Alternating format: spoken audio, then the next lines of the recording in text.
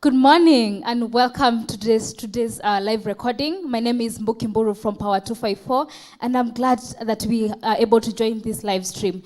I'd like to introduce you the program that gives us this opportunity to be able to discuss about the 100 million allocation given by the government of Kenya to be a stimulus package for the artist.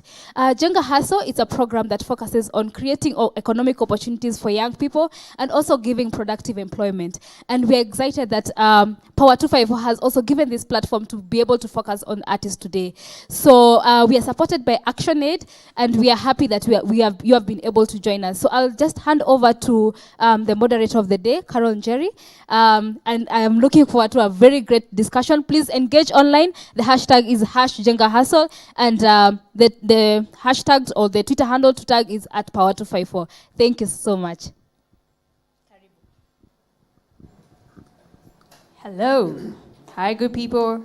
How are you at home? I hope you're keeping safe. I hope you're sanitizing. I hope you're coping well and taking care of yourself. So just a highlight before we start, I like going rogue for a minute. This month is Mental Health Awareness Month, and we know a lot of creatives have been going through a lot of anxiety during this phase, and the theme for this month is being kind to yourself. So as we're discussing this, we want to see how and what opportunities are there for us creatives so that we can move away from all the anxieties and uncertainties that we have been going through, hopefully. Yeah. So we're discussing how can artists position themselves to benefit from the 100 million allocations. And we know there have been a lot of questions, there have been a lot of assumptions, and today is a good day to clarify all that. So on my right, we start with Dr. Kiplagat.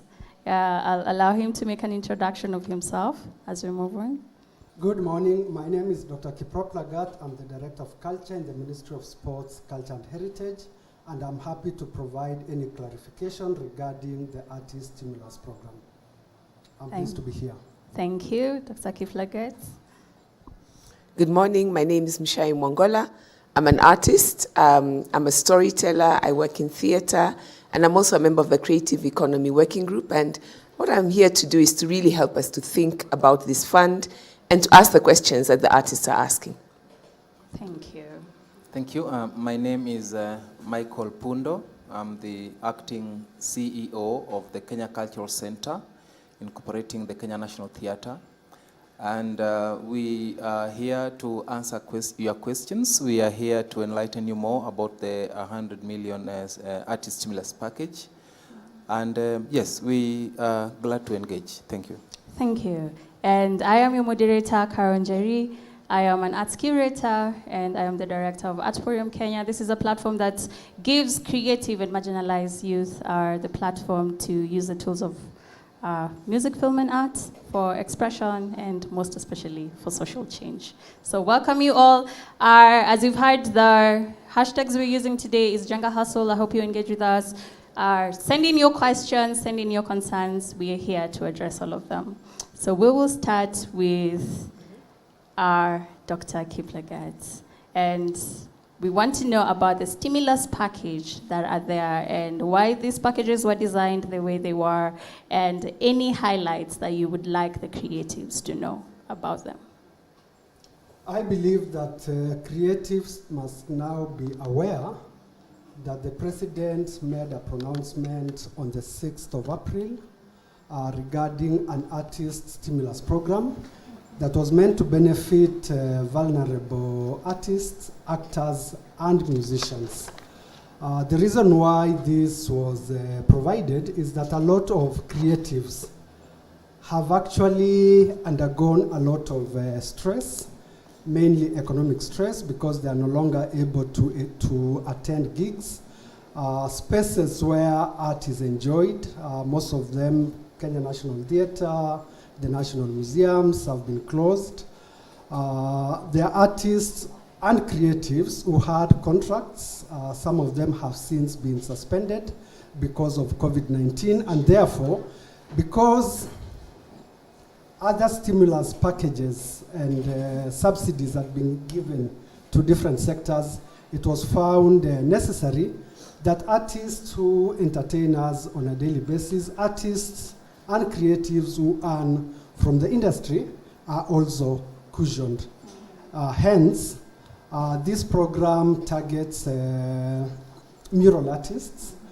We have visual artists, we have musicians, as well as theater artists, theater artists and comedians, which we will be glad to say how they are to benefit. The call has been out. I want to believe that you artists have already seen the call, and we're actually encouraging you to submit your applications because this funding is meant to benefit the sector. The 100 million shilling stimulus package specifically comes from the Sports, Arts and Social Development Fund, which is different from what artists and musicians benefiting from collective management organizations are getting. That other one is 200 million shillings, but this specific one is 100 million shillings that is supposed to benefit all creatives in this country. You have mentioned that the call-out has been running. How long has it been running for? It's been 3 weeks since it was officially launched by our Cabinet Secretary, Dr. Amina Mohammed. Mm-hmm. And the deadline is 31st, this Sunday. Yes, we are aware that this might appear too soon. Mm-hmm. We've had consultations at the ministry, mm-hmm. and whereas we're encouraging artists to apply and make their submissions before the 31st, mm-hmm. there are very high chances. And I think I've had consultations at the highest level. Mm-hmm. This is likely to be extended by a week or two. Okay. There's a particular question I have, but I will save it for Mr. Ofudo. But as we move on to Dr. Mushai, how are you? I'm very fine, thank you. Yeah. I like that there's a gender balance here. Yeah. All right. So, fun fact, as I was Googling about orators and oratories, my Google search only identified one oratories. You can all try. Just Google oratories. It's only Dr. Mushai that pops and pops and pops, and I was very intrigued about that. And as I was having a conversation, the same conversation with her earlier, she said someone else should have popped. But there's probably a very good reason why you keep recurring again and again. And I'd just like to ask you, being that you have been a creative for so many years and a scholar of arts, what do you like about this fund? What do you like about this particular package that has been designed for creatives? Thank you. First of all, I didn't know that about Michere Mugo. I have to just give that call out. Should have been the first name that popped out. So Google Michere Mugo first.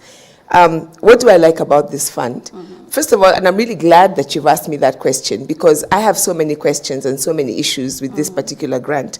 But what I do like is that, number one, it exists. I really want to commend Mosca, and I want to commend even the government and the department that this grant is happening, that it has enabled us to talk about the possibilities of the state investing and investing directly into the work of artists. I'm excited that it gives us a framework to begin to realize that dream. I'm really excited that artists are now going to be directly engaging with the state and directly talking about their issues. And I think, for me, this grant is not so much about the individual artists, because I want to reiterate what you said. 100 million is peanuts. Really, it is. Because last year, the fund had 8 billion. And out of that 8 billion, 5% only went to the arts. And I hope we'll get a chance to talk about that. But for me, what is positive is now we have a framework to begin to ask, what do we want for the long term? So that for the people who do not get into this 100 million, there should be much more. The 100 million, for me, is a beginning. It gets our foot into the door. We need to use that to create the framework, to ask the questions, to fully understand the fund, so that many more artists can benefit, and not only during the COVID-19 season, but in the long term. Okay, thank you. And Mr. Opundo. I keep missing his name again and again and again. I called him Kennedy earlier. Who's Kennedy here? I don't know who Kennedy is. I must have crossed Kennedy somewhere along the way. Dr. Opundo, Mr. Opundo. Now, at this point, I appoint you to be a doctor. Yeah. I want you to just give us a brief and tell us what creatives really need to know about this grant and the platforms that have been designed for them. Because a lot of us, being a creative myself, do not even know that there have been call-outs going out. And as we were having this conversation earlier, I mentioned someone just threw in yesterday that the first poster they saw is for creatives, the creatives in the arts theater industry. And they were very dismissive about it. We're like, but it's for the people in theater. So what platforms are there and where can they find them? And what have you been doing to make sure that all creatives have seen these call-outs that are going out there? Because we tend to be very presumptuous and conclusive at the same time. Yeah. Thank you. First, we need to correct that name properly now, and I hope it will stick. Please. It is Pundo. Pundo. Yes, Mr. yes. Michael Pundo. Thank you. Yes, now, I want to pick it from where Dr. Lagat left. We know we have so many artists and so many creatives for that matter. And so 100 million is not much. We are in agreement. But then again, if we listen to the president's executive order, it was that these funds were supposed to cushion artists during this time. Actually, I think we really need to commend the president for that as well, because throughout the world, I think Kenya is at this particular moment, is standing in as a country that has seen the need to seriously do something to engage creatives during this process. So that is laudable. But yes, as we have said again, that a call has been made and the call is out. What we felt is we could not distribute the 100 million because then it would not have meaning to the artist. So we felt, and actually having been guided by the CS, our CS, we felt that then we would find the artist to do something, then they get paid for what they've done. And actually that is also in line with what the president said, that the artist should produce works of art as they keep on entertaining Kenyans, as Kenyans stay at home. And that is why our slogan is at home, yes. Together at home. Yeah, so we, at the ministry, we have created several platforms in which the calls can be accessed. We are aware that there are almost 5 implementing agencies, which are government agencies. We have the Department of Culture as one implementing agency. And at the Department of Culture, they are focusing on visual artists and comedians. So we have also PPMC as a department, Permanent Presidential Music Commission, who are then working with musicians and dancers, cultural dancers. Then we have the Kenya Cultural Center incorporating the National Theatre, and we are dealing with all theatre performances. If you look at that executive order, there's that bit of actors. And so we have incorporated all the actors, theatre artists, radio theatre, and spoken word artists, poets. I know you're a poet. You can make a call. And so, yes, we deal with that. Then we have the National Museum, who then will be working with visual artists, but specifically mural artists and graffiti artists. And then finally, we have the Kenya Film Commission, who then will be working with filmmakers. And so each of these implementing agencies have their own platforms. Their websites and social media platforms where the calls, specific calls to those institutions are made. But as a ministry, there is also the ministry's website. I think it is sports heritage.go.ke. if I'm not wrong. And there, then, if you go to that particular platform, then you will see all the calls for all the 5 implementing agencies. Now, within that particular website, then artists can log in into which particular genre of art that they feel they need to make, submit a call. Yes. Okay, so we have people in Mashinani that do not have access to internet, do not have access to smartphones. How are these calls getting to them? And do they know the availability of these calls? Yes, I know that has been a concern, and we are actually receiving so many calls from Mashinani. But the question again is, where is Mashinani? Because nowadays WhatsApp is everywhere.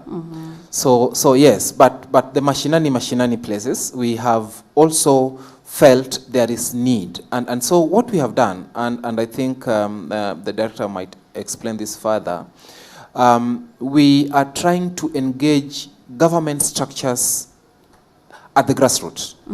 And so the point of call is the county directors of culture. We are also using radio.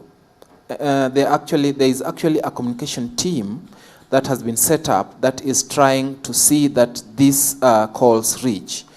So we are also using radio as a way in which then these calls can reach people at whatever level.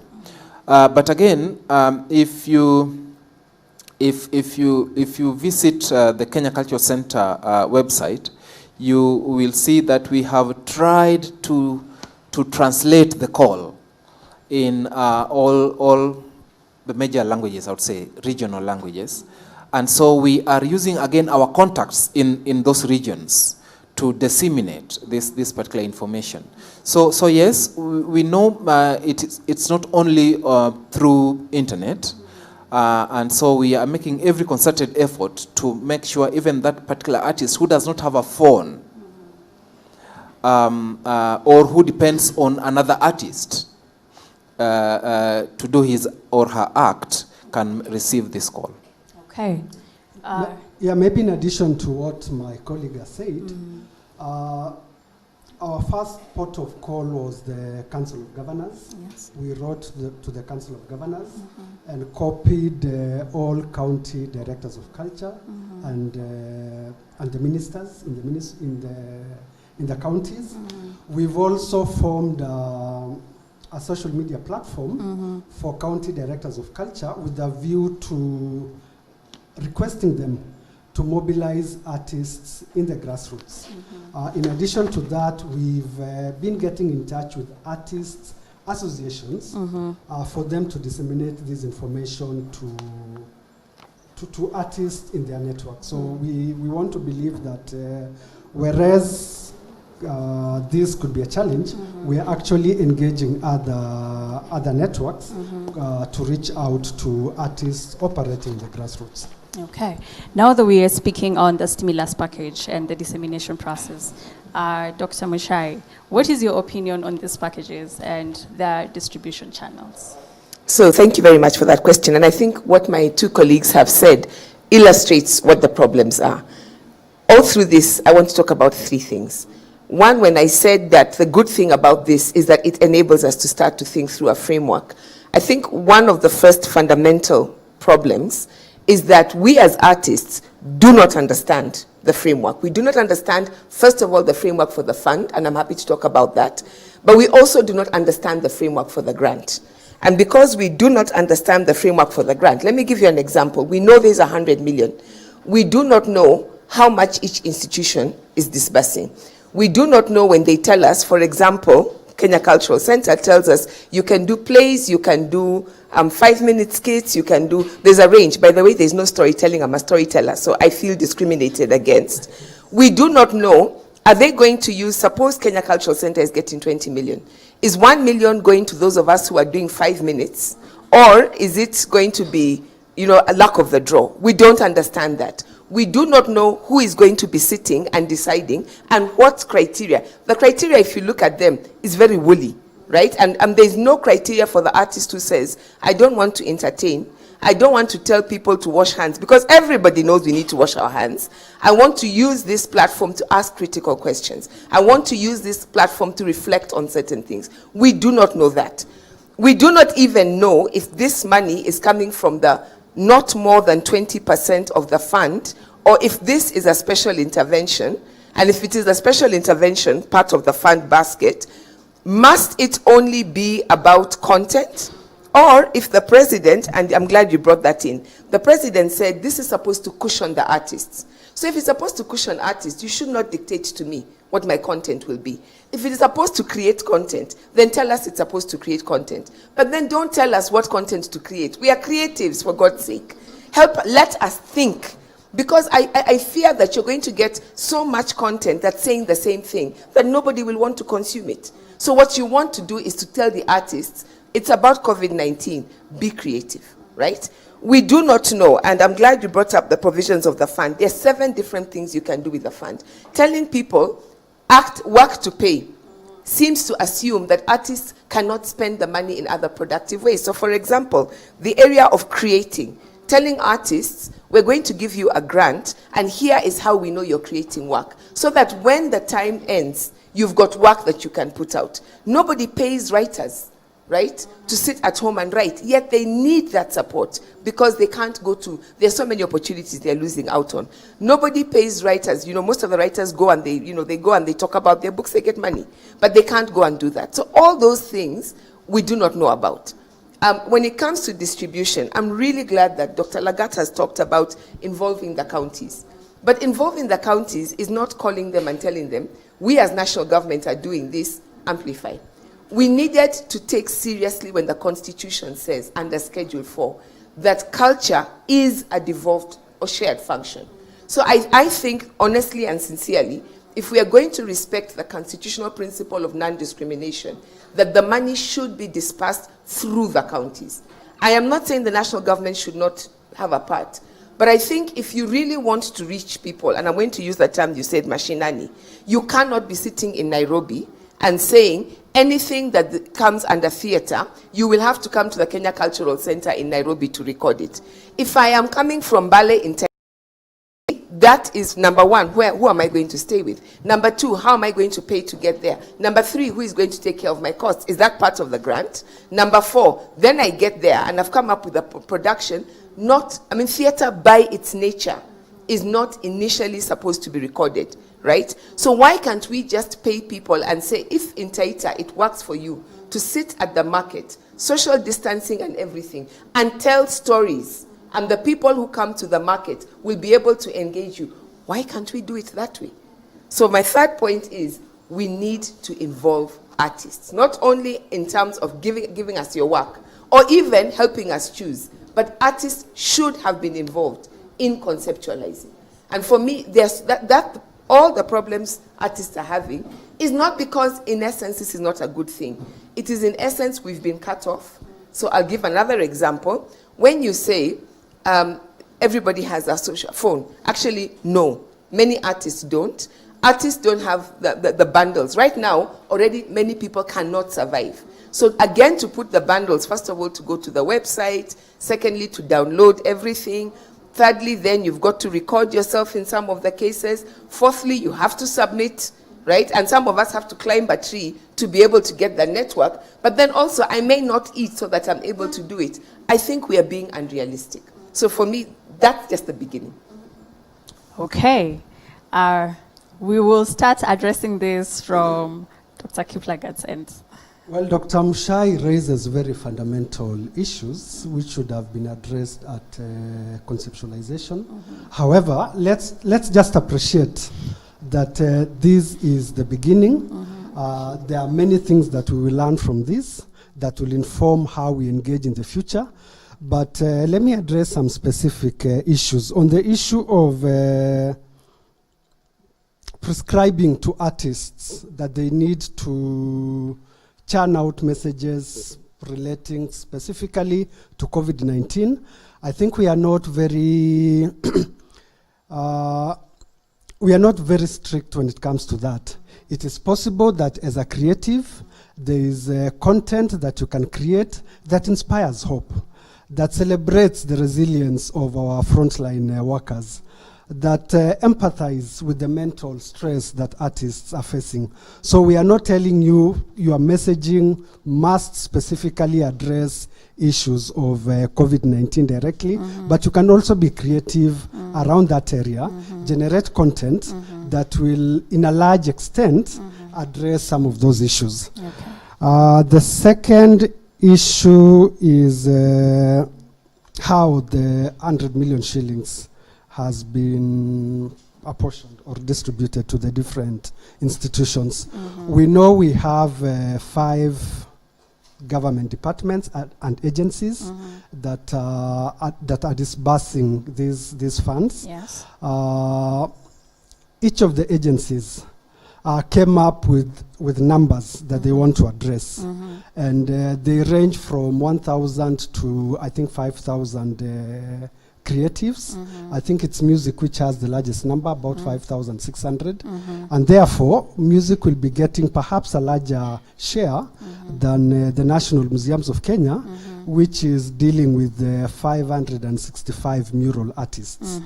I think it may also be getting more money than Kenya Film KFC, which is also addressing, I think they are doing two films per county. I think that's the correct position. So that money has been apportioned based on the number of artists they are targeting.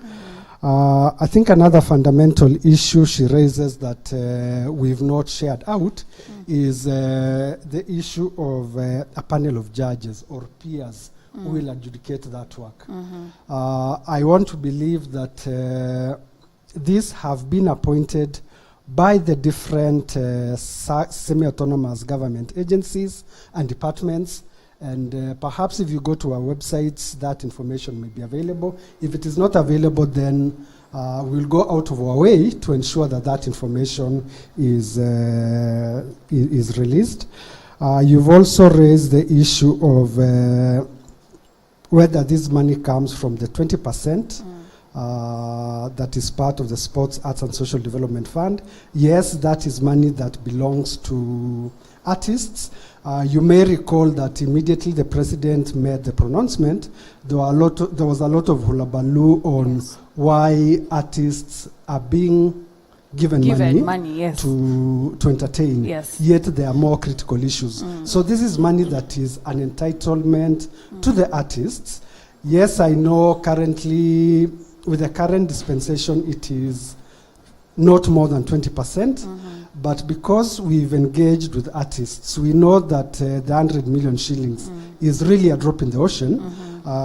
We are also advocating that some of those regulations be reviewed with a view to ensuring that creatives and artists get more than 20%.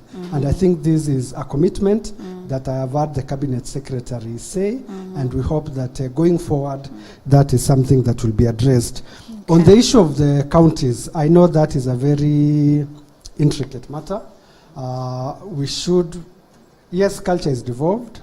The counties should be disbursing this money.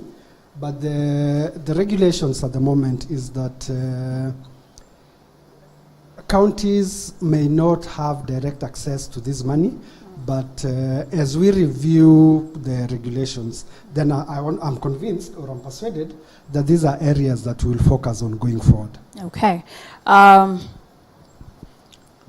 Before we move before we get more from Dr. I think Yes. we need to address a few others first. I just want to make a point that you have 2 government people, and I'm the only one speaking for the artists. So I just want to say I do need double the time, but go ahead. Okay, but I think she is representative enough, so she should not worry. But I just want to add and pick from the point of the funding and the framework of the funding. The funding framework as currently constituted is a bit difficult for the individual artist to access the sports fund. Yes. And I think there are conversations around that. So yes, because of that difficulty in their funding framework, there's only the only avenue we would use, which is available in the Act, is the government implementing agency. And that is the only way we would access the funds from the sports fund. So later, maybe when finally there is conversations and there's agreement, then that framework can be fine-tuned so that we let artists, individual artists, access the funding. Okay. But again, in terms of content and why we felt we are not actually boxing artists to think COVID, but I want to give an analogy. When I went first year, and we were doing drama as a course, and so the lecturer comes to class and asks, where does an artist get their content from? And the whole class was like, okay. Then the professor says, don't think seriously, look around. And we didn't know, fresher, you don't know what you need to look around for. Then he says, fine, your content is around you.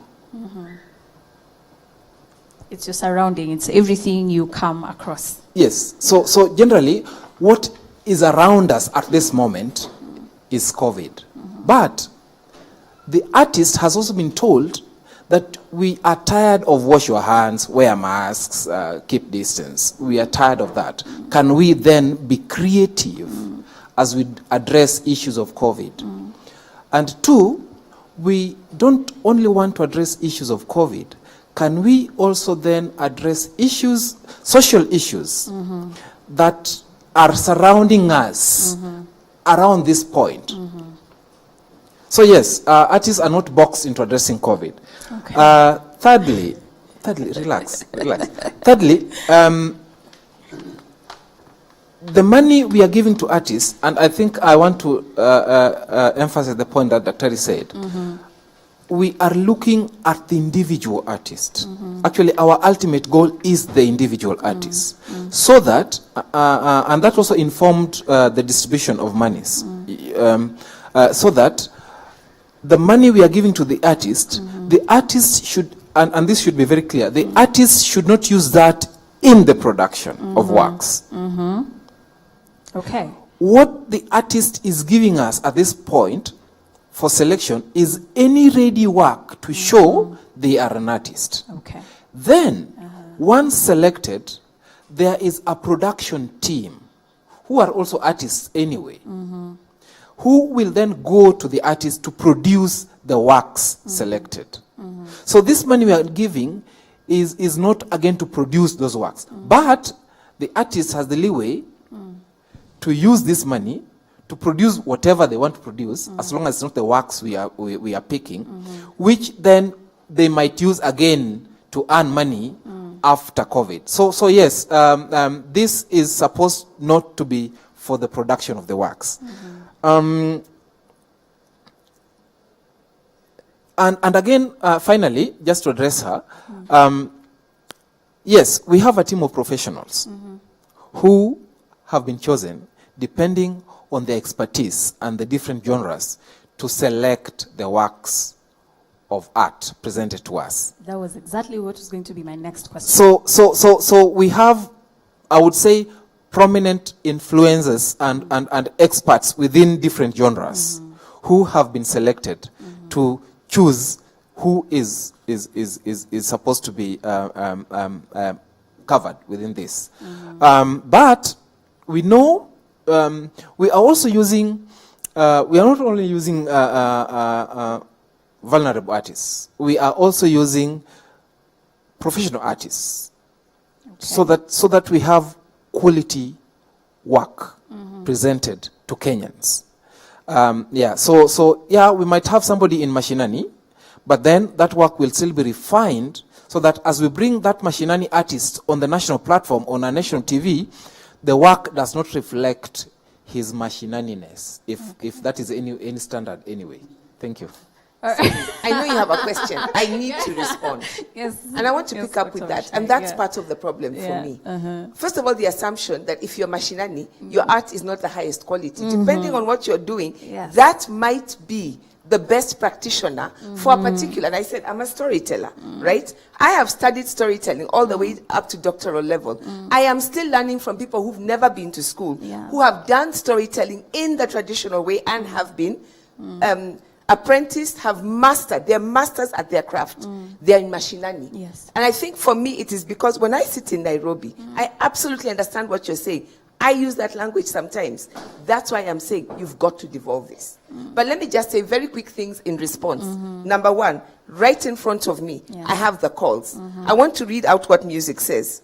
The dance groups should focus on creatively packaging messages of hope, unity, encouragement, resilience, and national values. The other day on the Resilient, somebody said it's propaganda. Number two, celebrate our heroes and brave Kenyans who have been at the forefront of the current pandemic, such as the medic, security services, and essential services. Number three, thinking of the future, offer your vision, ideas, and creativity on the post-crisis. Yes. Yesterday, CS Mutahi Kagwe faced the nation and said, we have criminals in the ministry. Artists can't talk about that. Yes. Artists can't talk about mental health issues because we are talking about all these wonderful, lovely things about Yes. us as the Kenyans who are strong. Now, yes, you are saying we've told Kenyans you can explore, but the criteria that has been put there is telling an artist, if I say I want to talk about what's happening to PPEs, what's happening to the things that we need to talk about as Kenyans, I am positive I will not meet the deadline. Yes. I will not meet the guidelines because you have told us Yeah. the criteria is you must adhere to the guidelines. That's one. Let me just also say, in terms of discrimination, I'm really glad that you brought up that as the fund stands, individual artists cannot apply to the fund. Sports people, individual sports people can apply to the fund. Individual sports institutions can apply to the fund. This is why I'm saying the best thing about this is it enables us to interrogate. If this is part of the 20%, right, not more than 20%, last year artists only got 5%. That 5% only went to the government institutions. I've been asking, I do not know a single artist who has told me, I know I got money from the fund through that institution. This is why we must have clarity. Yes. I'm really glad that His Excellency the President told us, before he talked about this 100 million, in the same speech, immediately before, he talked about Kekobo Yes. and that 200 million. What did he tell us? Now that we have a framework, there is transparency and accountability. The monies that artists are going to get multiplies times 10 from 200 million a year to 2 billion a year. The money was there. But because the frameworks and accountability was not there, that money got lost. My concern with 100 million is that we should be able to account for every single shilling. We know who it went to, we know why it went, we know what work it supported. Which then brings me to the issue of the artists. Why do we not know which artists right now are going to be on those juries? Yes. Why is it a secret? Yeah. Why haven't we been told there will be so many positions, here is how you apply, or here is how you nominate, and this is what is needed to be done? Already people are saying, artists, they already know whom they want to give the money to. I'm sure these two gentlemen, I know them. These guys are men of integrity. But people are already assuming that things will happen, and they will be saying, like Mutahi Kagwe, they're criminals in my department. Yes. And it's because there is no clarity. So give us that clarity. And then that goes back to that question of discrimination. Anybody, I've gone through all, and I have them right in front of me. They keep saying, you must be registered with the department. If I live in West Pokot or in Lamu, how am I going to register with the department? And I must have registered before this, right? I must show proof that I was an artist before 2019.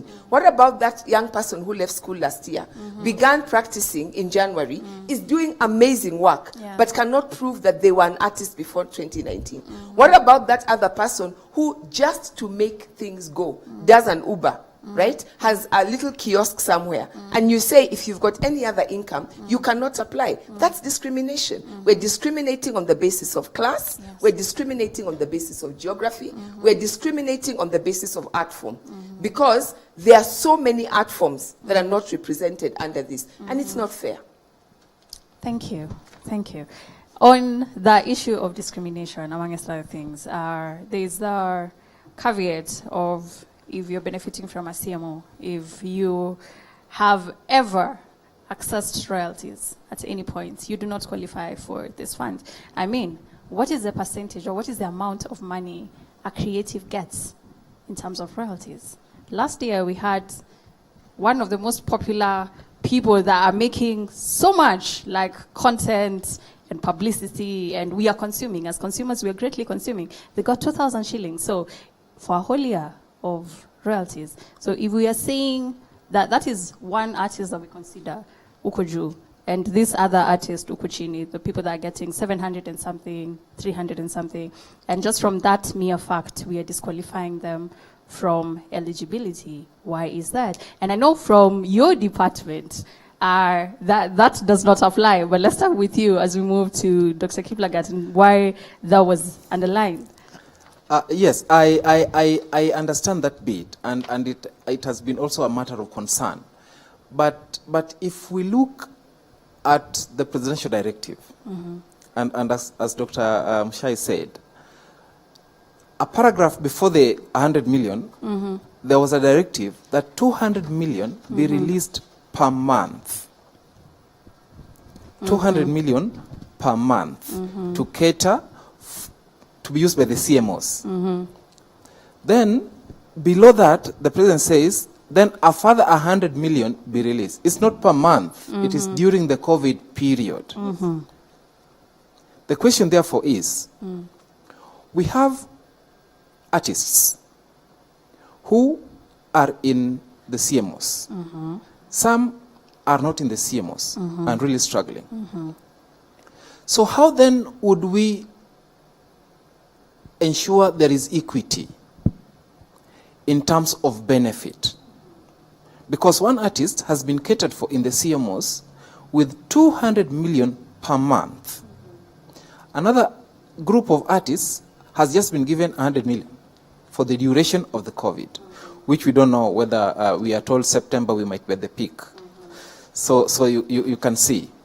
So then we thought, and having also done a lot of consultation, we thought that then if these guys who are in CMOs have been covered, isn't it then prudent that then there is this other lot that is left out that is not covered by any other package, stimulus, or intervention?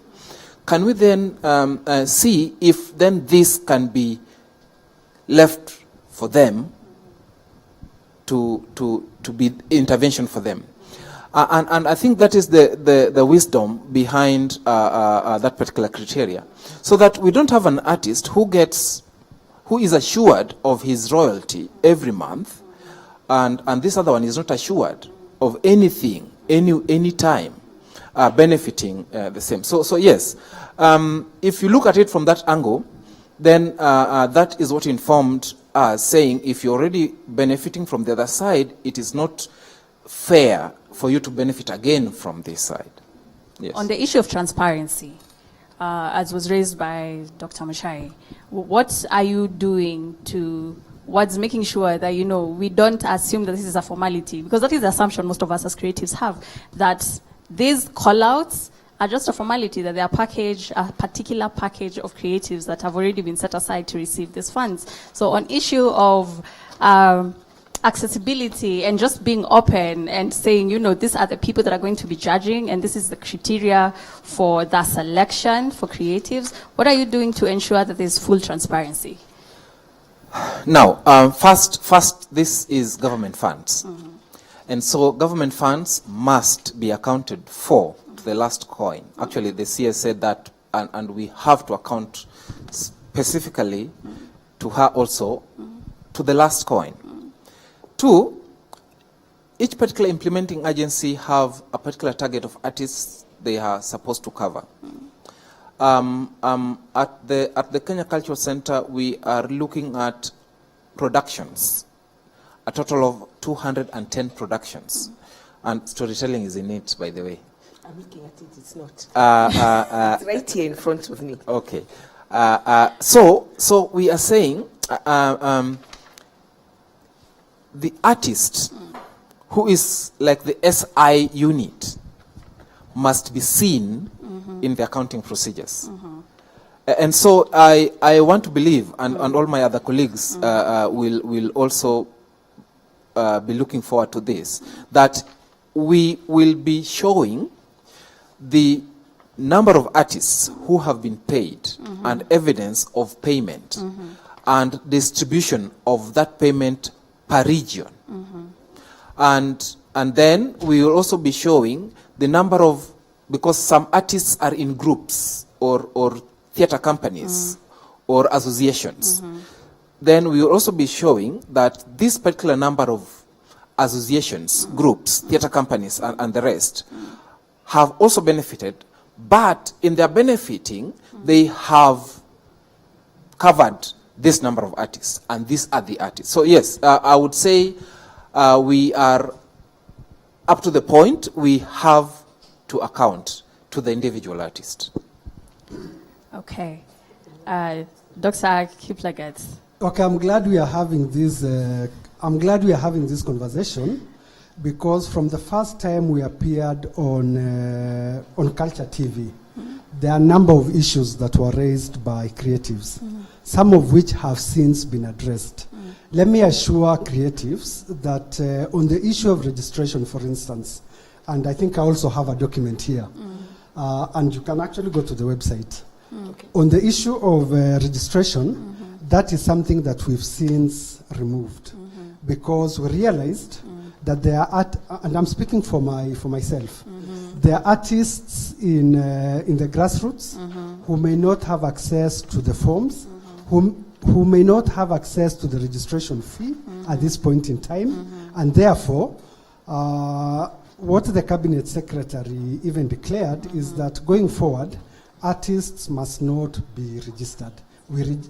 Artists must not be registered, and during this period, we waive registration fees and we take forms to the artists. And I think in our website we've since uploaded the registration forms, but the registration fee has been waived. So that is one thing that I wish to assure artists. But during this period, you can download a form, fill it, submit it. You can submit it through the county directors of culture, and we won't charge you any fee for that. And that won't be a criterion that we will be using. On the issue of messaging, again, we've not boxed artists to specifically do things relating to COVID-19. I think this is something that has also been revised. This is specifically for the Department of Culture, because I downloaded this morning from the website. I know your department hasn't, but other institutions are. So that is, the PS was on Citizen Radio on Friday, and I think this is something that he addressed. So unless, if the website hasn't been changed, but from where I sit, this is something that has since changed from where I sit. And if not, then it's something that I'll take up with the PS. You've raised the issue of transparency. Again, as my colleague has said, we must account to the last cent. And there are government procedures in accessing funds and in accounting for the funding. We are committed to ensure that we do 100% transparency. We don't have a pre-select list of artists that are lacking somewhere waiting to be rewarded with this money. I think the procedure that is, the criteria that is there is applicable to everybody. And unless Dr. Mshai has any information that is not in our purview, then we'll be happy to hear that with a view to addressing it. On the issue of the panelists, for visual artists, for instance, I can be transparent.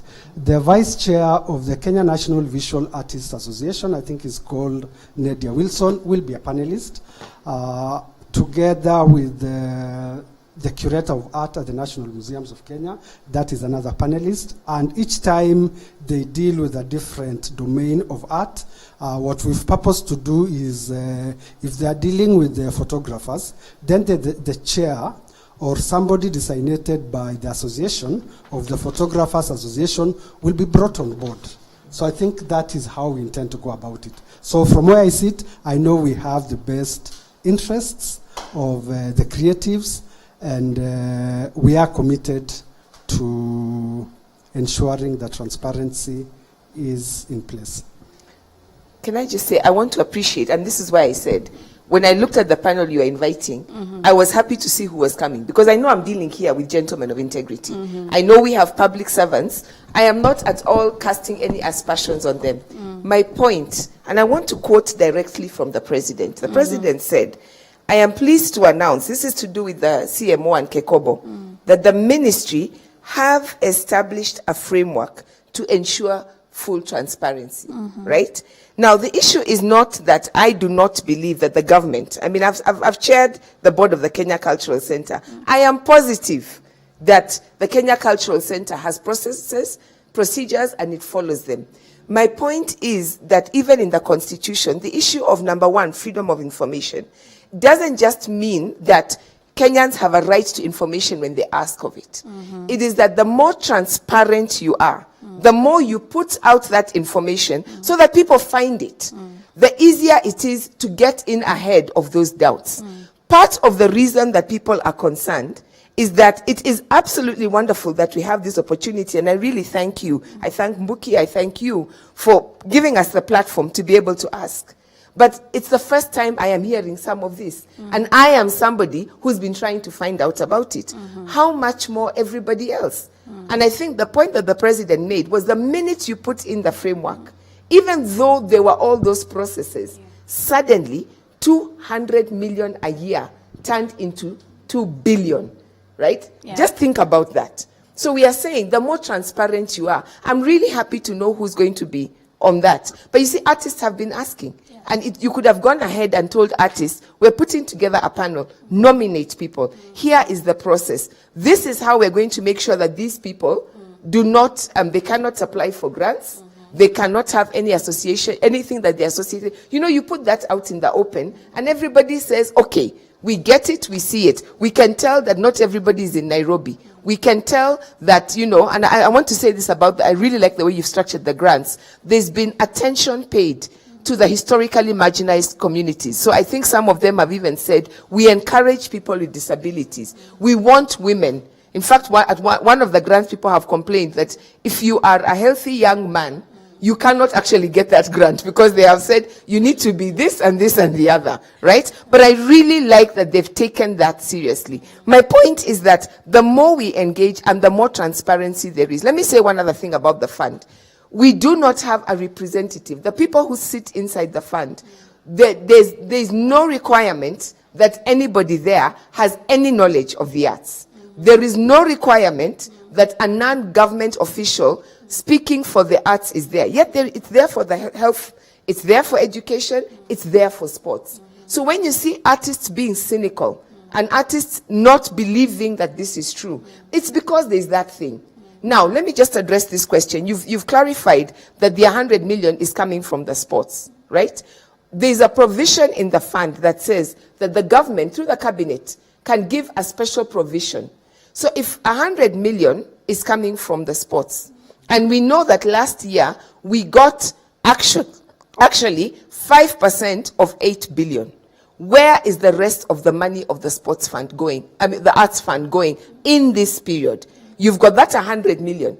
I know that 2 institutions alone. We funded Jumuiya, the Culture Fest. We funded Kenya Film and Classification Board. One of them, the Culture Fest, got 61 million.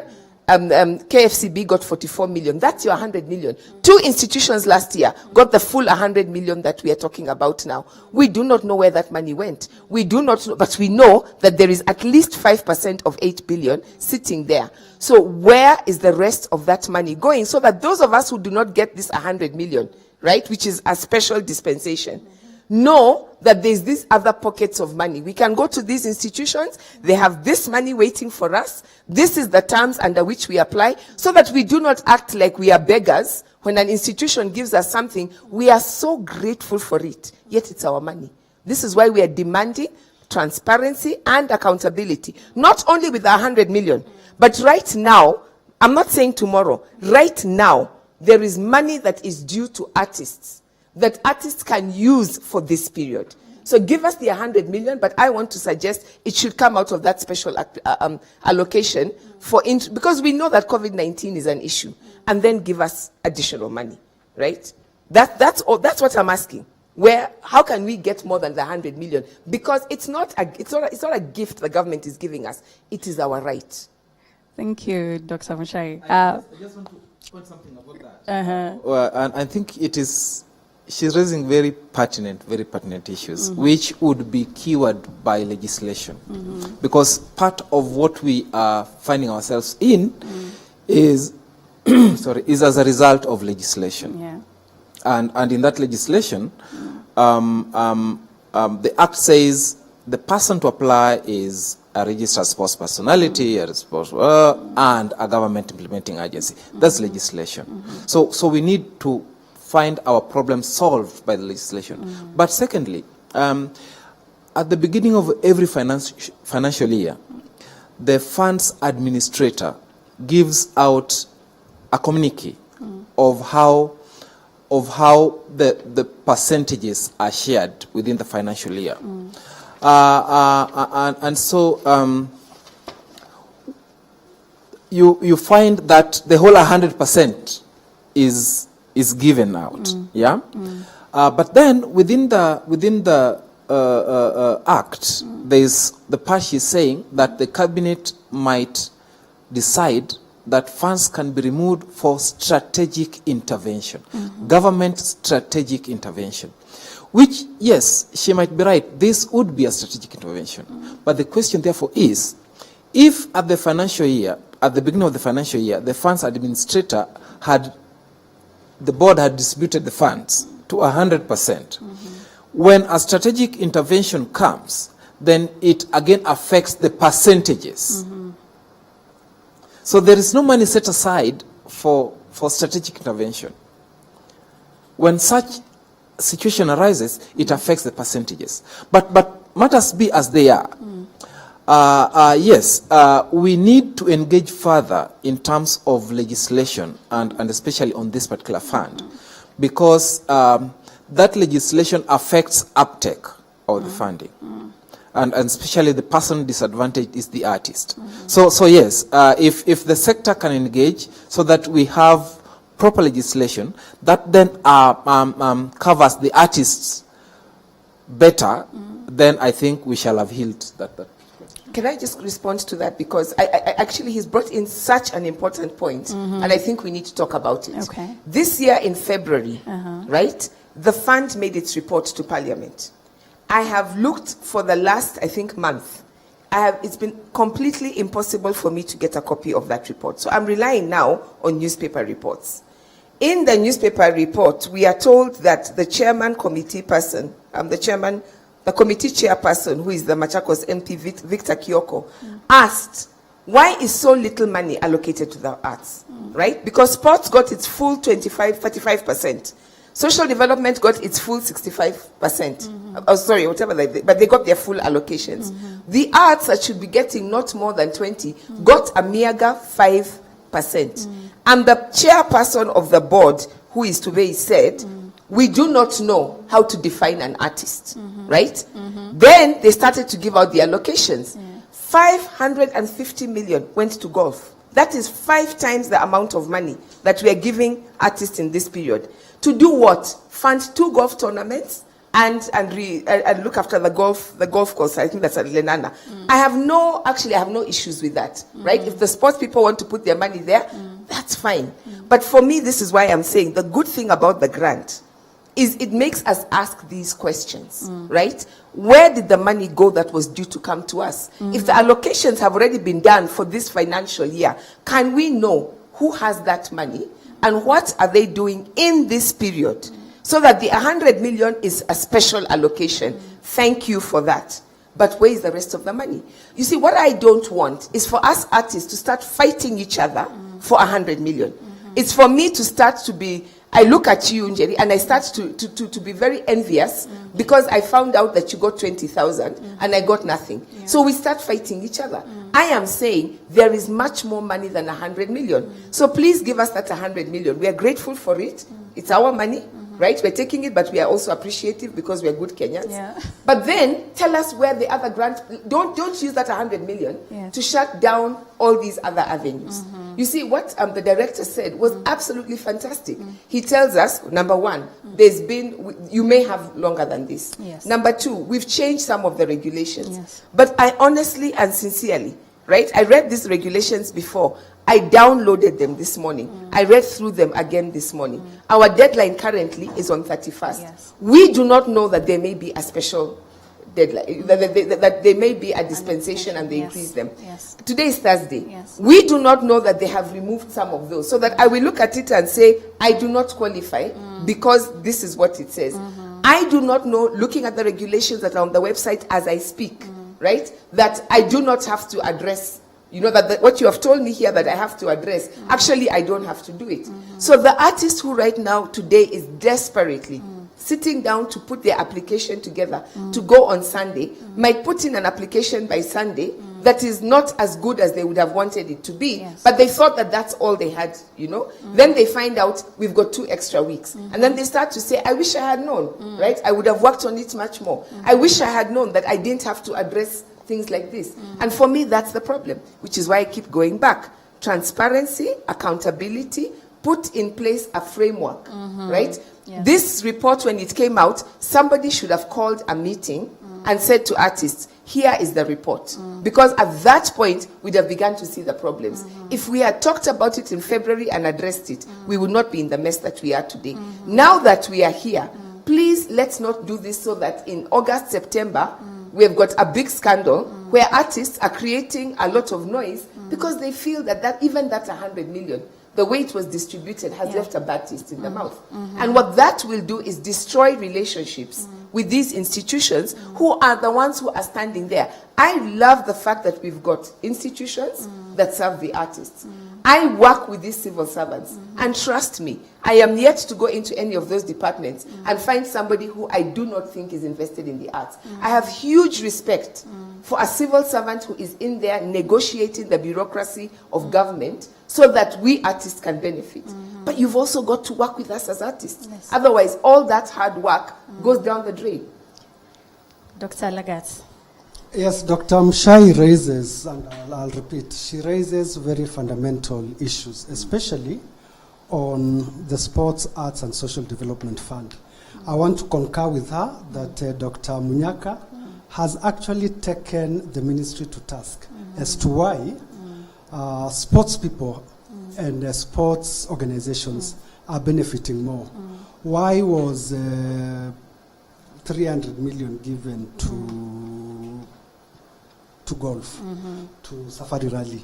Yet this could be considered as elitist sports, yet there are artists on the ground who should be benefiting. So I think the problem boils down to the legislation that is existing. They've also asked us to review it. They want it reviewed. And this actually gives an opportunity to the creatives to submit their input once that is opened. Yeah, because it is absolutely important that the cultural and creative industries benefit from their share. But having said that, it's not that in the basket there was only 100 million shillings. The last I checked, I knew there was around 500 billion shillings which is still there and can still be accessed. But again, the problem is the framework. It is government institutions which can apply. I, for instance, have an approval for some 10 million shillings to do an activity for artists. I know some money has also been allocated in the last 3-4 months to rehabilitate monuments. But unless we address the issue of the existing legislation, then we are likely to be in this quagmire for a while. And therefore, I want to call upon creatives like yourselves to actually engage and make your proposals also. Yeah, because it is in our interest that artists are able to benefit. I think there's another issue that maybe once I remember it, I'll come back to you. Okay. Thank you, Dr. Lagat, for that clarification. I will jump back to Mr. Pundo before I get to the audience questions, and a very permanent, like there's really one burning question I want to ask to Dr. Mushai. From your department, how many performing artists have registered for the fund so far, have applied? As of today, this morning, we have received complete applications, 116. But we have received, I think, a total of 147 applications, some of which are not complete. And not complete in this sense. An artist sends a submission and tells us the genre they are in, say spoken word, which is very popular, by the way, spoken word poetry. We are receiving huge numbers. Then they say the title of the spoken word, but then it ends there. So we don't know whether we can get a short clip of a previous work. Actually, in our call, we say ready work. So you don't have to go into production for this. Yes. And so we really need to know, because that is what will help us know whether it is you we are dealing with and whether it is an artist you are dealing with, because any Kenyan can write anything. Yes. So when we get such incomplete application, we call the artists and tell them to supply more information. So yes, we are around 150 or say 147, but complete ones are around 116. And that then informs why there is need to extend the deadline. And also informs why we think we need to heighten further our communication and reach out to all the artists who might not be on social media, who might not have a phone. And so yes, there are talks, and actually before we came here this morning, we had a meeting on how then we can move out so that artists in Mashinani, which we were saying initially, would then get to know what you're talking about and also have the opportunity to submit. Okay, thank you for that. To Dr. Mushai, this 100 million that has been allocated, do you think there are other ways we could use this money besides what the frame that has been given? And what other sustainability structures do you think we need to implement? Thank you for that question. Actually, if you go to the fund suggests 7 areas in which the money can be used. When I went through the fund and compared with the call, we have covered 3 of those areas. One is to support artist production, right? Although, as you have said, you're looking for ready work, right? And my understanding of support artistic production is that somebody should be able to say, okay, during this period, I can't do what it is I normally do. But I've had this epic work that I've been wanting to work on for a long period of time. I just have never had the time, because every day I'm just hustling to get what I need to do. But this is the time where if you gave me some money, I can sit, I can write. I don't have to go out. I can sit and I can create. I can sit and we can do a workshop and begin to really think, because very few people pay artists for that labor, you know, of the process. Yes, right? of So that's one. conceptualizing, yeah. There's the question of facilitating marketing and promotion of artistic production and cultural goods and services. Here we are, currently we are saying we'll put it on Culture TV, we'll put it where people can see. But I think that there is money that can go in, where people are saying, can we develop, can we start to think about that value chain? Where do we need to put up money? Where can I start to know, okay, there are festivals happening next year, and I can start to put in money to prepare applications. You know, as you said, so often they will tell you, send us a recording, send us this, show us evidence of your work. Now, at the moment, I can only put the money into something that is ready and that they can put on stage for people to see somewhere. But I am saying I can use that money and show evidence that I have used it, so that next year I can do a tour around Kenya with some kind of there's an infrastructure and everything. I'm using the money for that. There are, the fund also says that you can identify, nurture, and develop talent. I think that's really important. That right now online, everywhere you go, there are all these webinars, right? Where people, these master classes. And I'm not seeing many by our own people. I'm not seeing many Kenyans talking about, here is how you can make a nyatiti from scratch. Here are your 1, 2, 3, 4 lessons in learning how to play a nyatiti. If you give me the money and I can go online and I can put it up, I don't even have to charge people for them to learn to do it, right? I can create, I can nurture, I can run these kind of things. I can put together a package that gets people to send me stuff, I pay them, and I use it to develop. There's the thing of facilitating training and capacity building. I have a group of young people, or I have a group of older people who are now retired. They want to go into some kind of art form. I can create a workshop, which I can do on Zoom, right? The whole world doesn't have to see it. It's not going to go on display somewhere. But that money has gone into, first of all, paying our master artists to be able to do those master classes, and people are benefiting. Another thing that it talks about is support linkages with domestic, regional, and international markets. What if we created, I've seen, for instance, Zuki Swawana, let me use one example, is putting together, as we speak, and I think they're on the 3rd edition of a literary festival, right? There is no provision in this fund for the writers or for the literary people. But she's putting together a literary festival where African writers all over the world can talk to each other, can talk to their audiences. Maybe we can put money together that we can do that. Imagine how wonderful it would be if there was a platform where we can be having conversations as Kenyan or East African or African creatives that comes out of this fund. And it could be about our work. It could be about some of the things we need to do. The legislation that Dr. Lagat is talking about, right now, we could be working on those changes, sitting even in our houses and using Google Chat, using online, all these online tools that we do. And we can put money into that, but give that money to an arts institution like yours. Give that money to an artist to put together the program, to get the facilitators, to run that kind of a workshop. I think we're missing all of these opportunities. One last area I think is really important. We keep talking about the lack of data, right? We've been trying through the Creative Economy Working Group for ages to engage with the Kenya National Bureau of Statistics to generate the data that shows how well the creative industry is doing. Where are the gap areas? I saw the other day the HEVA Fund released a study that they have done, which is looking at what is happening to artists during this COVID-19 season. That money could be paid to artists who can do that kind of research, create those kind of reports that we can then take forward.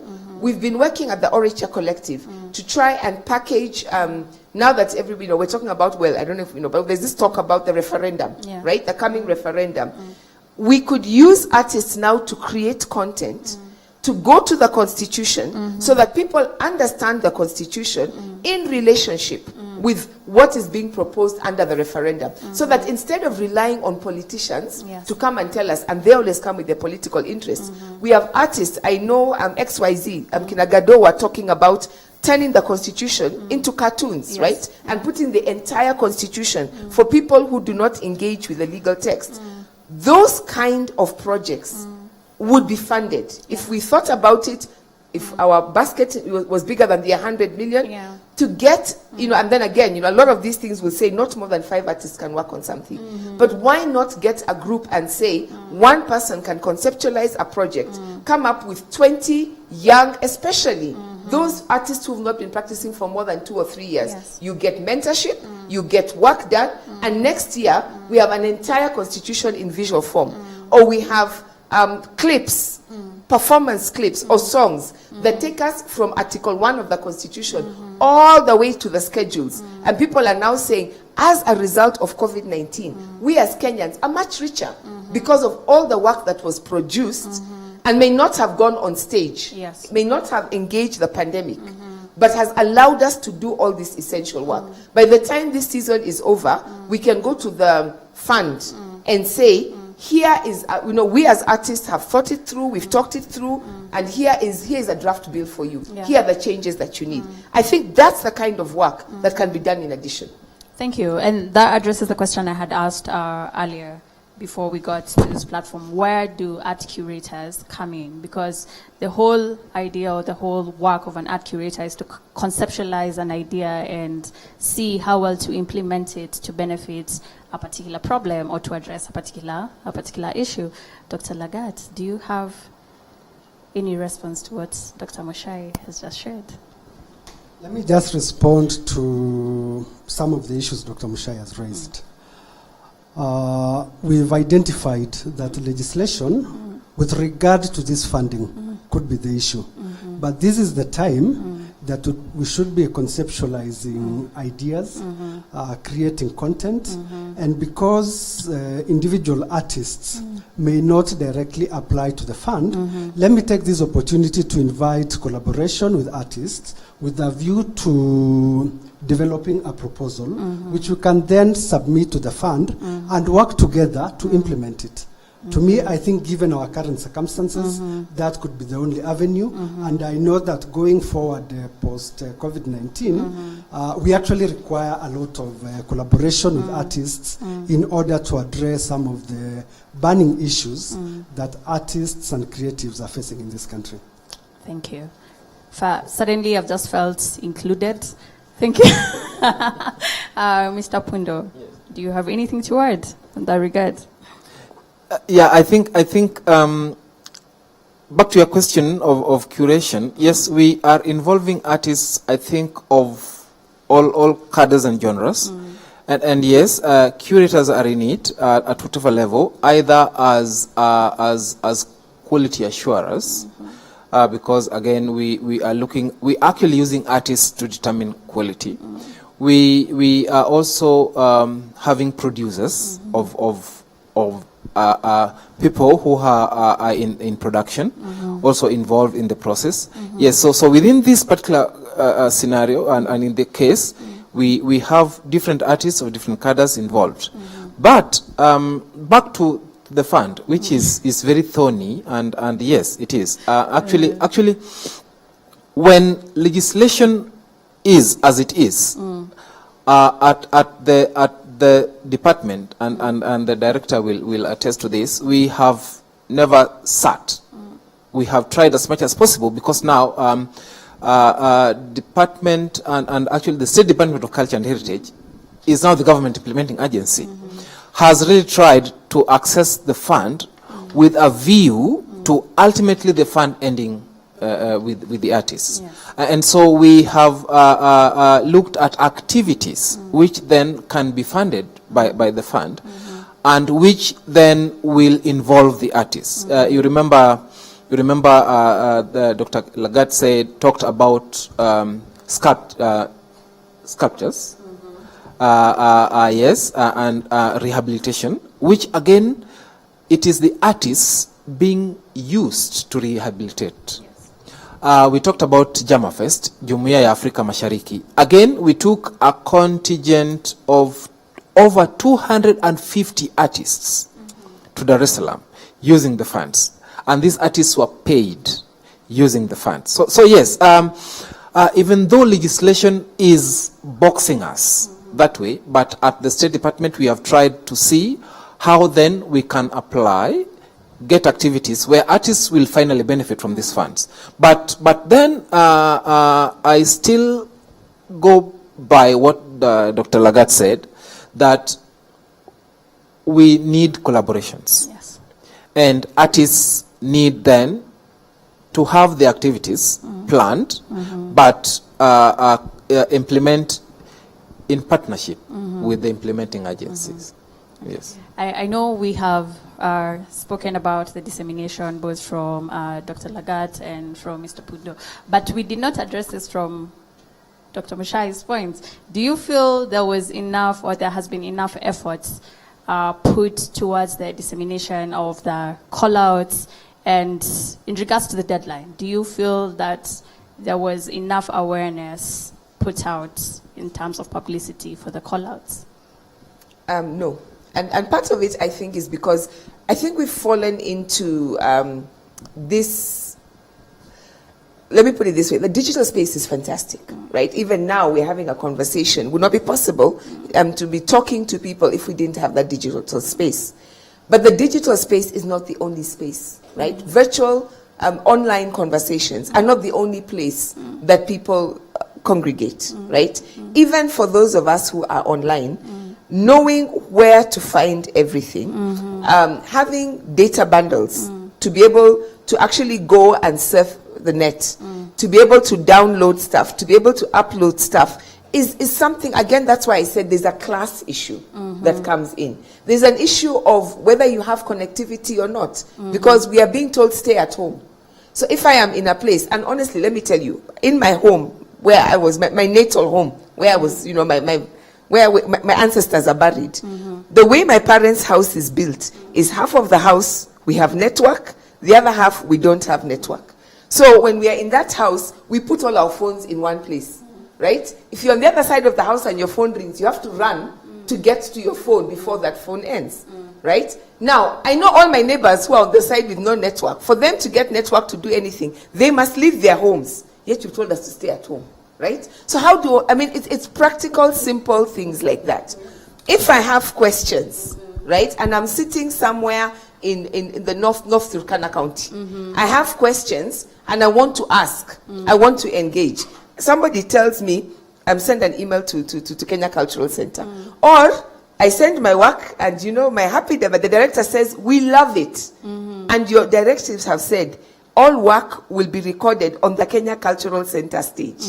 But they're not, you know, they have not told us, number one, we will pay for your travel, we will pay for your accommodation. If you've never been to Nairobi, you're not a second-class Kenyan citizen. Yes. You are as much a Kenyan citizen with a right to engage in this as anybody else, which is why I say, why are we not using our county networks? Instead of just telling them to disseminate. Because let me tell you, if you send me your stuff today and tell me disseminate, I'm doing this amazing thing, disseminate, I will disseminate it. But I will not be invested in it. Yeah. If you tell me we're going to work together and we will send the funds through you, and you will be accountable. And at the end of this period, when we put up, we will have a big statement of accounts to the whole world. We will show what came out of each county. And any county that ate the money or did not use it right, we will let the whole world know. We will name and shame. And you will be sitting in your office in Lodwar. You will be sitting in your office in Wundani or Matate or wherever you are. And you will have to account to your people there. I can guarantee you, those county officials wataenda juu chini to make sure that stuff goes out. And I just feel, yes, the digital space is great, and yes, people have gotten it, but so many more haven't. Yes. And so many more, as the director has said, changes have been made. And I know there are people who looked at the original and just thought, this is not for me. Yeah. So when the changes are made, if I got this out as soon as they downloaded it, how am I supposed to find out? Can I be honest? I found out about Culture TV with this fund. I did not know it existed. I call myself an artist. I've invested my life at the Kenya Cultural Center. I sat on that board for 6 years. I did not know that Culture TV existed. So how much more everybody else who are ordinary artists trying just to get through the day? I think there is so much more. And I'm really pleased to hear that the department and the ministry are listening. I'm really pleased to hear that they're already thinking ahead and saying, we will need to extend the deadline. I think beyond extending the deadline, we need to ask, how do people actually get information?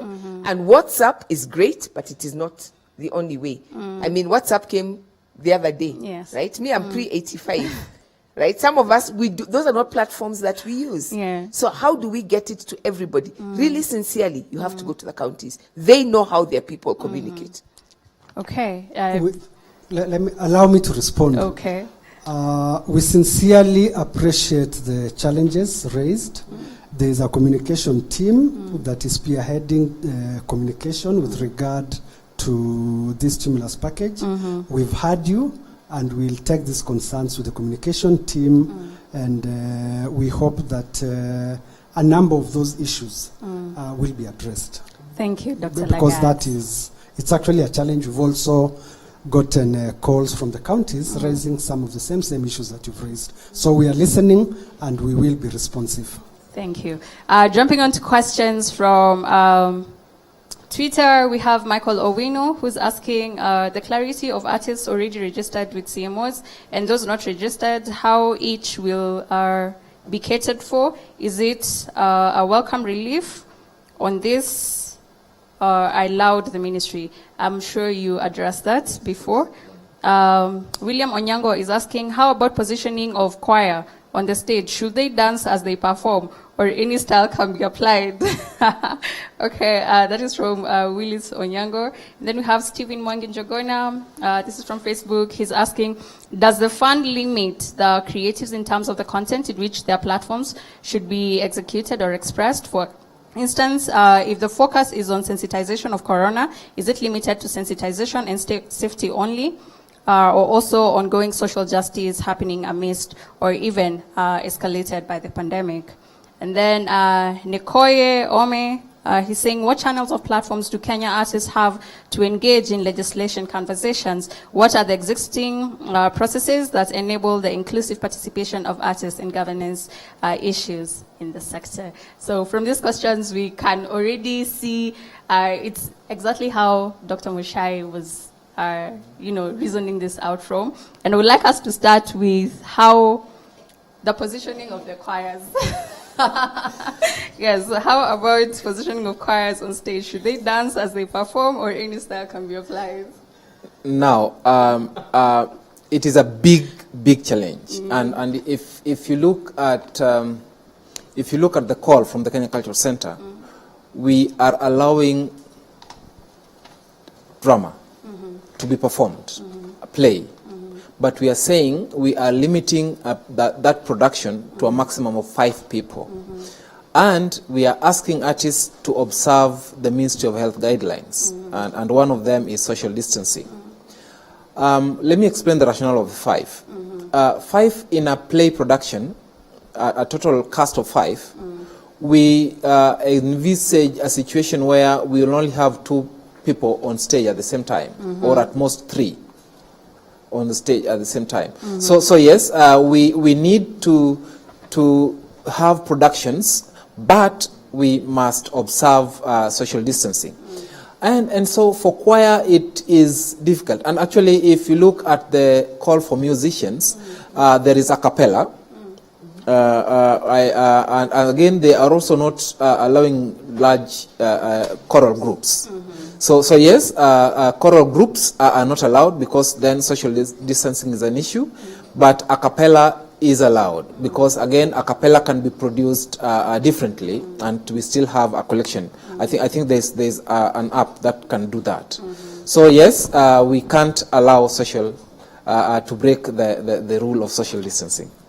Okay, that Can is... I just say something on that? Yes. And you see, this is again, I think, where if you brought the artist on board, they would help you.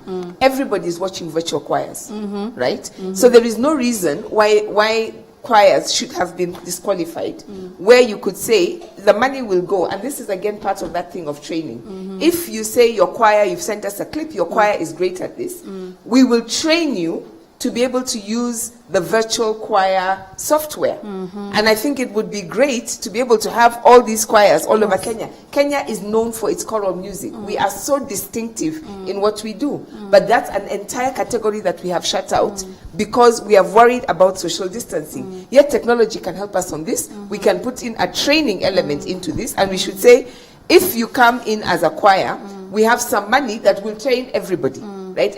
All the ones who win. This will be part of the package. That's why, again, I say involve the artists. The the artist will tell you how to do it. Very true, because I've seen there are a couple of apps that have come up that are allowing creatives from all different regions to actually come up with something cohesive together. So, Stephen Mwangi asked about, are we just focusing on COVID-19 issues, or are we being allowed to, diverge and explore and come up with other creative measures of addressing this? And this goes to what Dr. Mushai had mentioned earlier. There are so many things, the pertinent issues that are coming along with COVID-19. And one of the things that have been mentioned here is the social injustices that are coming along with it. Are this some of the context or content that are allowed to be focused on? But then again, if we go with the criteria that have been given, where we are only focusing on work that have been done before, most of that work does not touch on the issues that are happening now. No, I need actually to explain that. As a selection criteria, we are asking the artist to give us a previous work to select whether they are to select the artistry level, I would say, or creativity level. But then, once selected, then they'll be asked to produce. So yes, you don't have to go into production now for you to be selected. You can use what you have done before so that we select you. Then we come into production.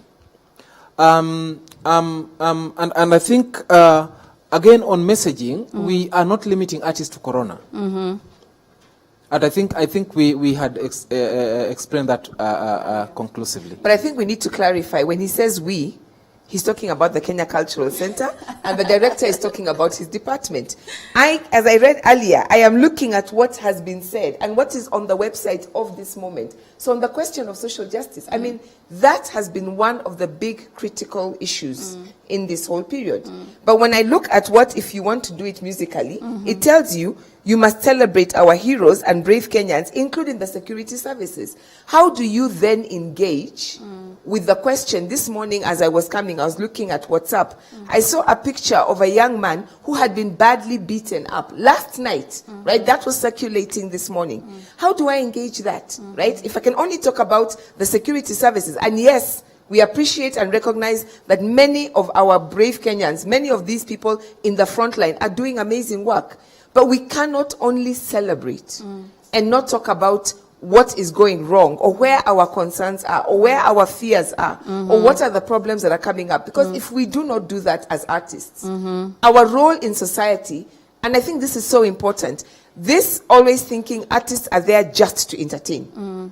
Our artists are there just to pass messages. Artists are there to help us think critically, right? Yes. And if we do not amplify that in our call, if we do not encourage, especially the younger artists who are coming up, if we put them into this box of you're always entertaining and you're always just mouthpieces to do what you've been told to do, instead of encouraging them to help us think critically, help us critique, help us think creatively and innovatively, then we are already, even during this period, we are killing a fundamental part of the role of the artist. And I think that's not fair. Yes. Now, I'm also appreciating that some of the institutions are asking us, okay, we're going to give you more of a leeway. But if, as you said earlier, I only saw the one call that went out to the musicians, and then I hear, oh, no, Kenya Cultural Center also has one. I haven't had my hands on the Kenya Cultural Center. I will be guided by what I have seen, and I will assume that this is what the only thing that we can submit. Yes.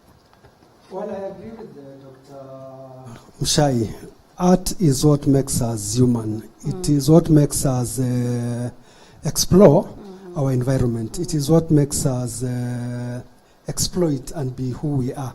And therefore, I think this idea of limiting art to entertainment actually devalues the whole issue, because it means we are not able to make use of our innate creativity to address issues pertaining the society, to make us a better people. Having said that, I'm glad that Power 254 is hosting this fora. In the next couple of days, I have been informed that the other departments and agencies will also come here. And it is good that these issues are also addressed with a view to ensuring that we do not discriminate against certain categories of artists while benefiting others. So I think to us, this is a discussion that we've actually had with the accounting officer in the ministry, and the issue of registration, for instance, that is something that was removed. Okay. And after this conversation, I'm sure we will carry forward some of these discussions. So there are two questions. One we haven't addressed, and one is directed to Dr. Lagat. What channels or platforms do Kenyans have to engage in legislation conversations? And what are the existing processes that enable the inclusive participation of artists in governance issues in the sector? Before any piece of legislation is enacted, there is a public participation element which is mandatory. And therefore, as a department or as a ministry, we normally engage our different sectors. But once it even gets to Parliament, Parliament will call out for public participation, and it is a very critical element of the Kenyan Constitution. So yes, opportunities will be provided for artists to engage. Okay. May I add something there? Yes, please.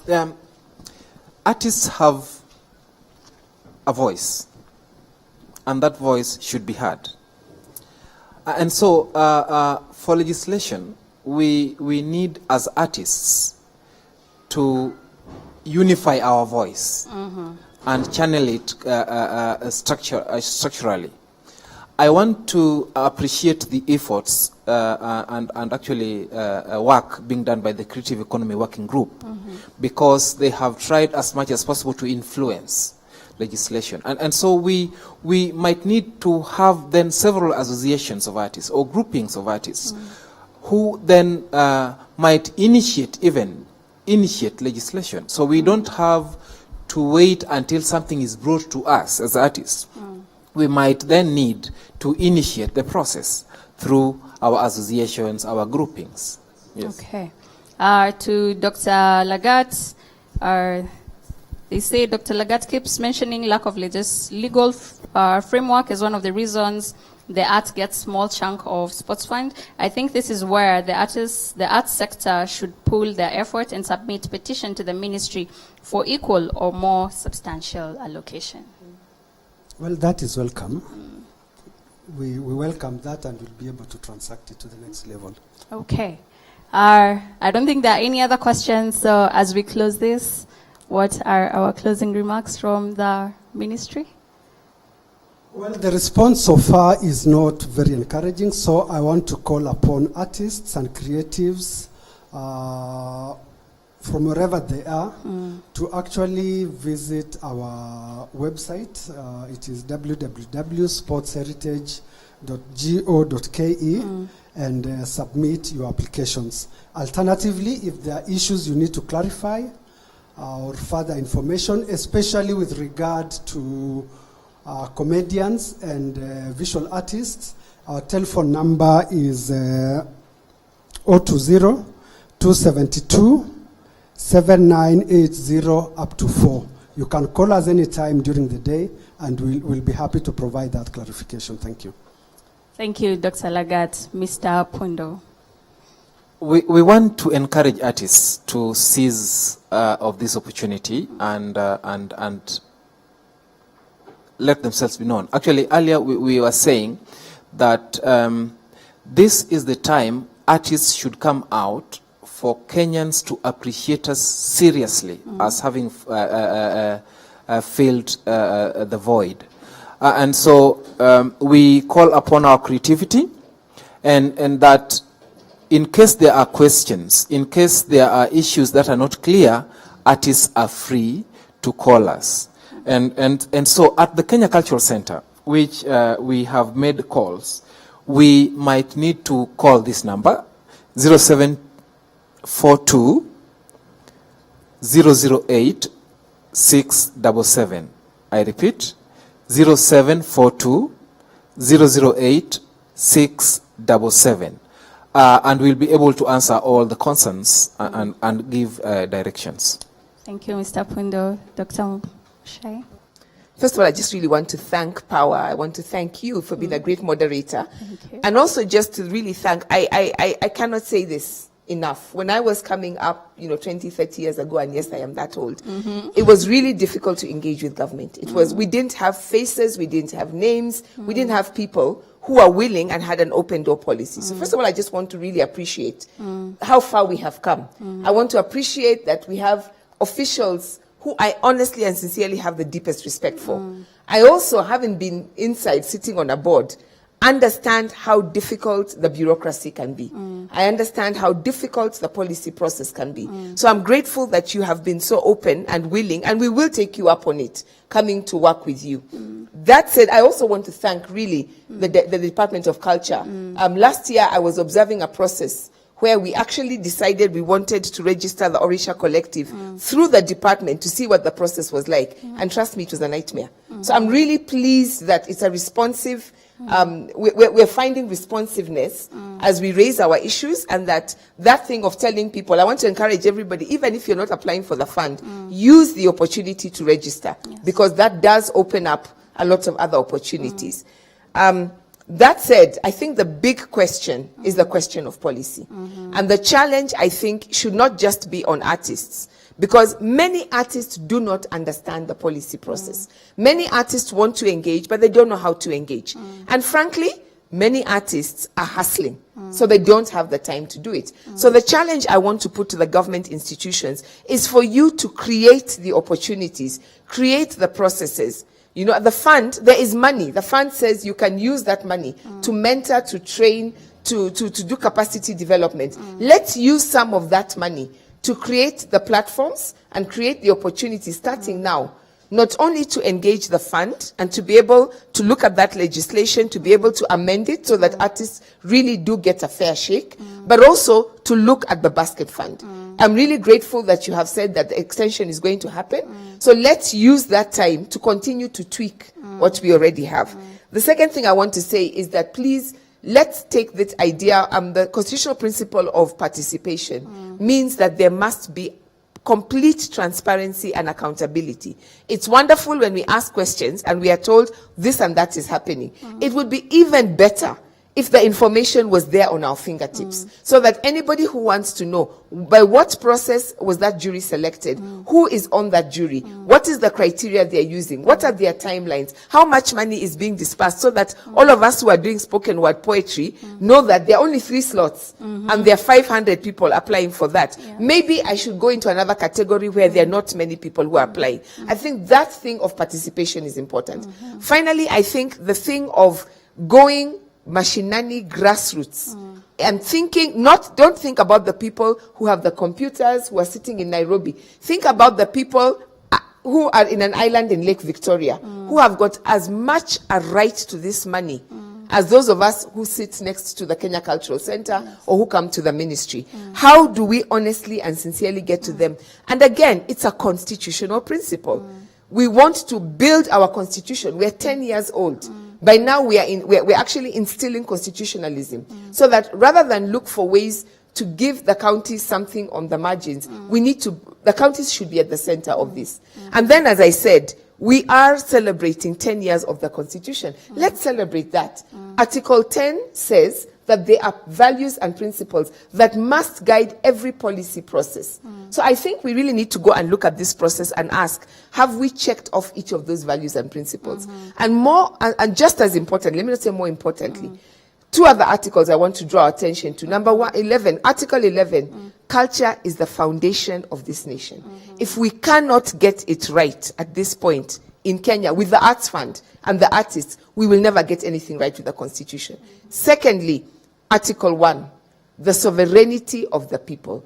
We as the artists must be at the center of the process. We must be the ones driving the process. We're not asking to be included, at the end. We must be at the center. That's our constitutional right, and it's our responsibility to ensure that government lives up to it. Thank you. Thank you so much, Dr. Mushai. And thank you all for coming in and being great panelists. I've learned a lot. From here out Yes, thank you for participating. Thank you for being part of the conversation. And as creatives, it is our prerogative to learn, to always make sure that we critique things, we understand them, and as we are critiquing from a point of knowledge, not a point of presumption. Thank you. Wow, what a great panel. Thank you so much, Mr. Michael Pundo, Dr. Mshai, and Dr. Kiprop Lagat. I don't know why it's confusing everyone today. And of course, Karen Jerry for a very great conversation. I think I've learned a lot. And then I think for us is to ask ourselves, what do we need to do moving forward? I think we need to hold these people accountable. And I'm happy that Dr. Mshai was here to, challenge us, even just give ideas to the existing institutions. So moving forward, this is the first conversation. And as you've heard from Dr. Kiprop, that there are different institutions or sagas or parastatals, let me just say so, that have been tasked to be able to disseminate some of these monies. So today we have had the Kenya National Theatre, and we have the Department of Culture, who are in charge of comedians, visual artists, and performing artists. How about filmmakers? How about music, and then we have graffiti. So we are probably, now that we have the director has said that they are going to extend the deadline. Do we have a chance also to discuss what opportunities that these filmmakers have? So I think we'll probably organize another session. I hope you'll be there to join us as well. But most importantly is to thank you so much for joining us today. Please continue with the conversation and also give us ideas on how we can be able to better this conversation even while we are organizing, to be able to have the other commissions come here on board. So thank you so much. And yes, Jenga Hustle is there to create economic opportunities for young people of this country. We are here to support the artists, and we are hoping that we'll be able to write a petition to be able to benefit from the 8 billion that Dr. Mshai was talking about. We can't be taking 5%. Really, it's too small, and it was only going to the institutions. The artists didn't benefit from it. So how do we ensure that we as artists are able to engage more powerfully and meaningfully? Thank you so much, and keep tuned. Thank you.